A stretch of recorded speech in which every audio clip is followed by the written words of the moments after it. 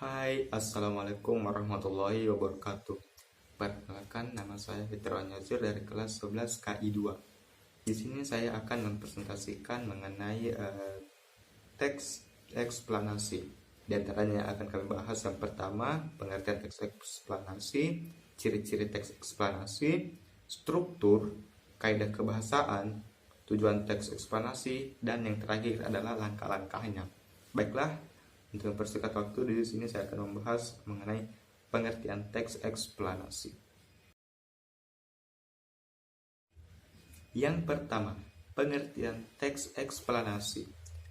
Teks eksplanasi adalah teks yang menjelaskan tentang atau terbentuknya suatu fenomena alam atau sosial.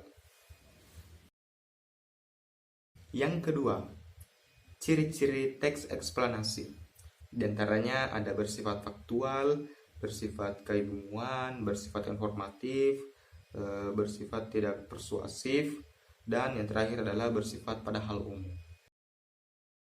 Ketiga, struktur teks eksplanasi. Struktur eksplanasi ada tiga. Yang pertama, pernyataan umum.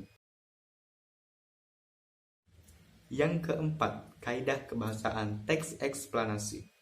Yang pertama, fokus pada hal umum, bukan partisipan manusia.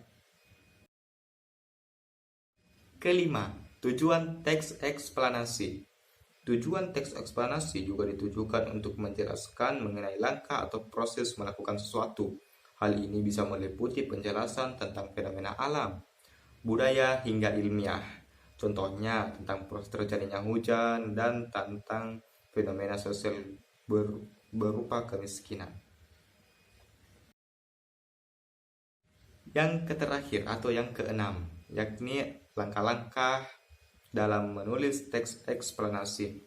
Yang pertama, menentukan topik yang menarik, membuat rancangan kerangka teks, mengumpulkan referensi, dan mengembangkan teks, serta yang terakhir adalah menyunting teks. Untuk menyunting teks, periksa dan baca kembali teks yang telah dibuat. Yang tingkat suntinglah jika ada kalimat yang tidak sesuai atau kesalahan dalam penulisnya.